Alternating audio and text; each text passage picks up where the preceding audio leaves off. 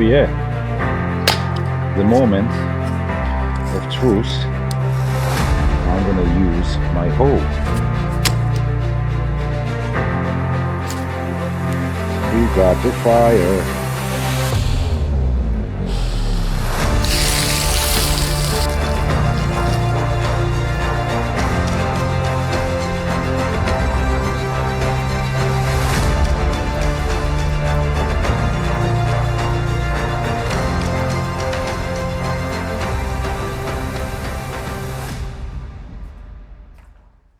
Hello everyone, G with Jebooutdoors here. Today I'm going to show you one of the most expensive survival shovels on the market. And we're going to check if this shovel worth the money. Tune in to see more. I'm going to go ahead and switch my camera to a blade. It has several modes, which is really handy.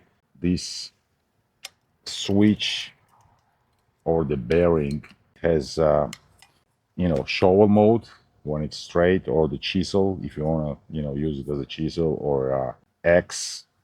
This is the blade. It's not very super sharp, but it's gonna do the job. I'm gonna demonstrate. And it has a hoe mode, which is now I can use it as a hoe. This mode under 45 angle. Just let me show you. It's really good to grab an ice and just make your way out, hold yourself from sliding. And the mechanism is really handy. You just press the button and it opens and locks in place, whichever position you want. And it has a hammer right here, couple of multi-tool holes. I'm not going to be using those obviously today. It's like a can opener here, and I want to demonstrate the wire cutters. If you can see here, these are the wire cutters. You're going to put the wire in here.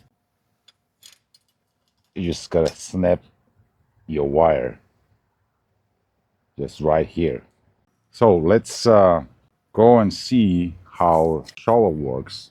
It's been really windy today, and now it's a little bit slowed down, but I want to make a Dakota fire pit, and we can use our shovel and we can use our hoe at the same time. Ground is really hard, especially at the place where I used to make a fire. It's just like a block. So I want to see how this shovel performs. I did a little pit for cooking underground. I'm gonna put up this video somewhere over here, and it worked pretty good. So looking forward to try it. You can see all this dirt on the blade. I've been using it for probably 3 years now, and it performs well.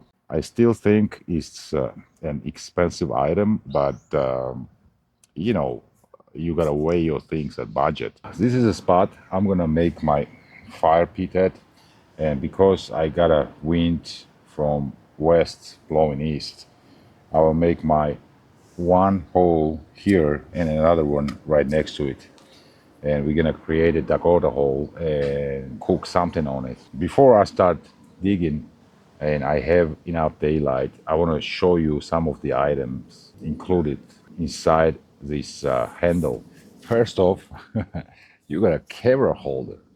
Isn't it nice? Right on the top over here. I got a ferrous rod. Very slim, but I started fire before with this and had no problem. So we're gonna see how it works today. We got these nice rubber handles over here, grips, one at the top and one at down here. Unlike other cheaper survival shovels, these connections won't lose and untie on you. We got a whistle, and I love the idea that you can hide all those items inside the handle. Next section of I got this spare head right there with a bottle opener right here, some kind of rope cutter and a saw. You can unscrew and screw back and make it longer, shorter. It's going to be great for spear fishing. And you can rearrange. These are unique threads inside. So I got a spare hole over here. And what I'm going to do, most likely, I'm going to put some fishing gear, some hooks, stinkers, a couple of bobbers, maybe, thin bobbers. Wrap it up with the line and just put inside here and screw it down. This hollow, you can see, you can hide pretty much everything, your needles, your threads, or even a lighter, maybe waterproof matches or just regular matches. You can throw them in there. Every section, also I want to mention, has a seal, waterproof seal. Just let me show you right here. Let's go to the next section here.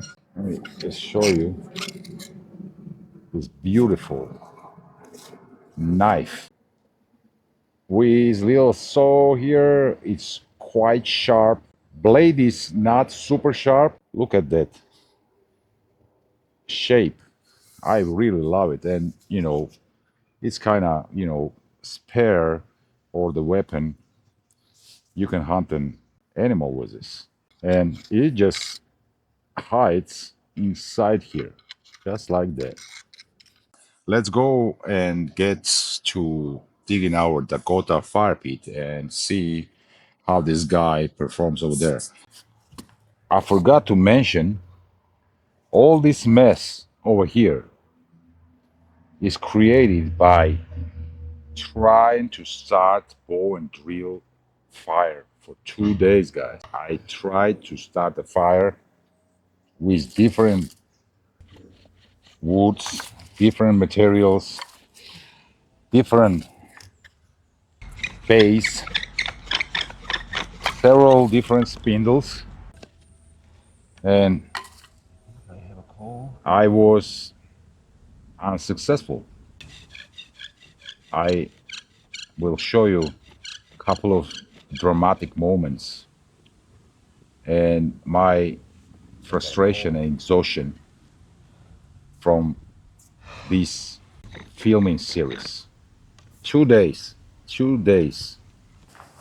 Let's go ahead and get started. Oh yes, this ground is just hard as rock.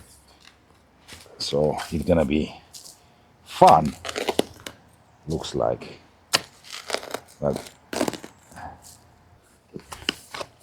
I will need some really nice airflow here. There we go. And next one will be somewhere over here. I'm gonna show you how I'm making the connection between the two. I usually make the hole for the fire larger than the airflow hole. And now is the moment of truth. I'm gonna use my hoe, which is really useful here. So making a hole between these two will be a little challenging because the ground is so hard. Almost halfway in. There are many different brands and it's you to choose. It's not a promotional video, but I like it so far. And we're gonna chop some wood with this as well. We're gonna try the axe. It's a shame I can't try my battle axe. There are no bears to fight or the medieval war going on. For those of you never made one, this is the place you don't want to step between these two because it's gonna collapse and block your airflow. I want to make this airflow side a little bit like little trench so the airflow will go through here without any problems. Oh, I think I'm through. Oh yes, we got a connection. Let me see if I can show you lots of roots. There you go, guys. So that's what I'm talking about. Took me probably 15 minutes, maybe less. Let's pose for my thumbnail. This is how it looks.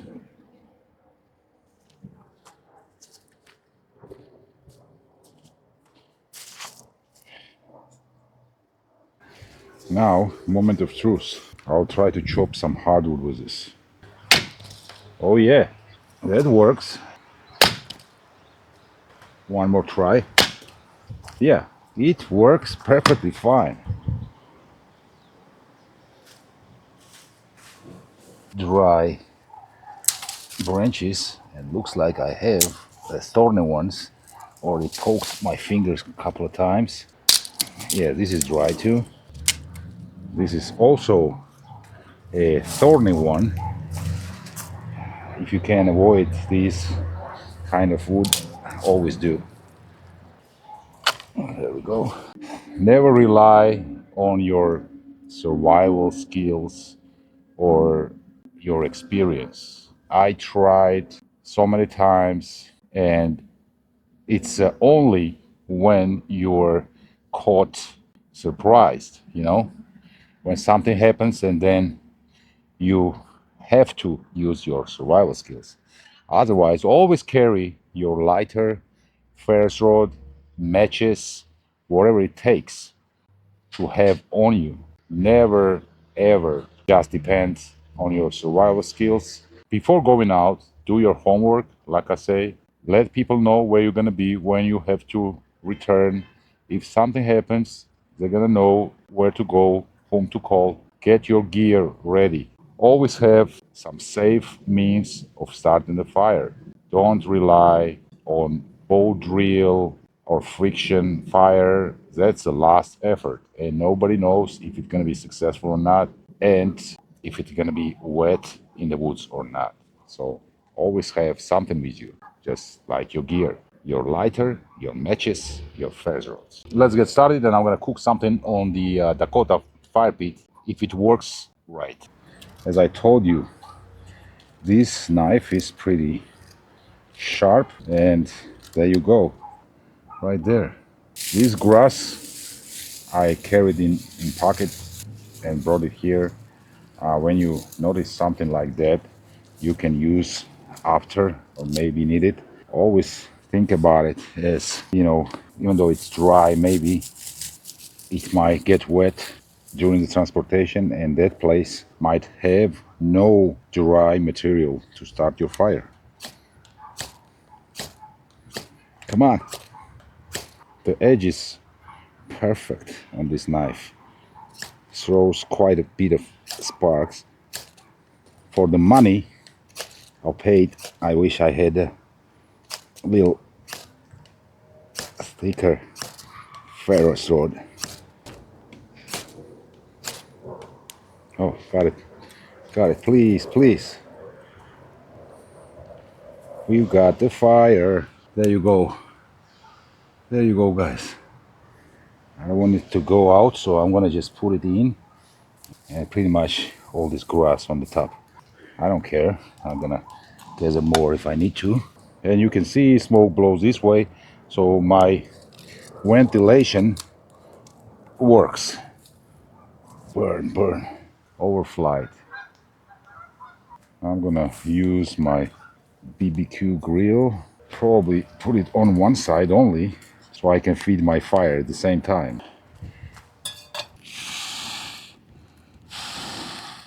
Help it out if there's no wind, but right now I have perfect airflow. I have some sausages and asparagus. I'm gonna show you a trick how I'm doing sausages. What I do is I cut them just across like so on both ends before frying them. It's a shame I can't drink beer or anything else. I'm going for physical tomorrow. Cooking oil. Oh yeah, it's flaming hot. 3 and 4. This cast iron is just brilliant, man. Brilliant.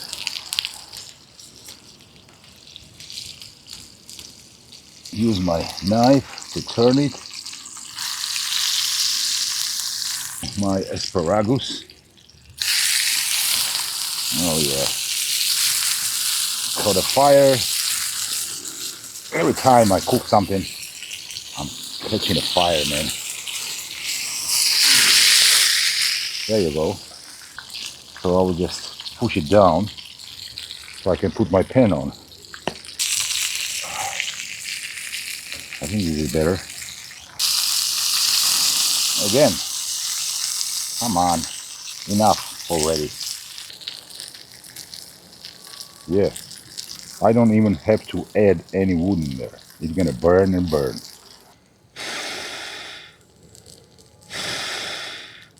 I can affect the fire even this far away, blowing into this ventilation. Yeah, man, this shovel does the job. There we go. Done deal. I'm gonna just bring water and spray. There we go. Should be perfect, man. What I want to do is put my pan over here. I don't want to burn the table. Perfect. Perfecto. Now I need to find a chair. I can use my stump. I don't know where to start.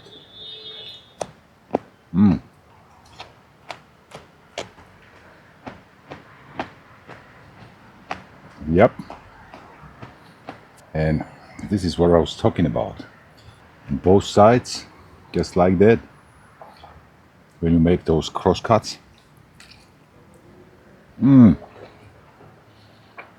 Wow. This is something.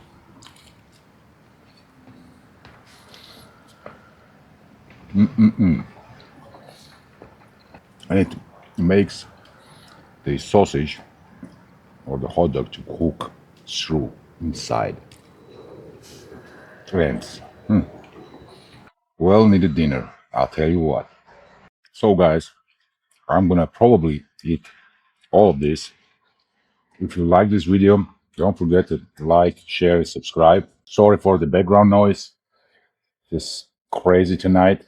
I'll see you in the next one. Bye.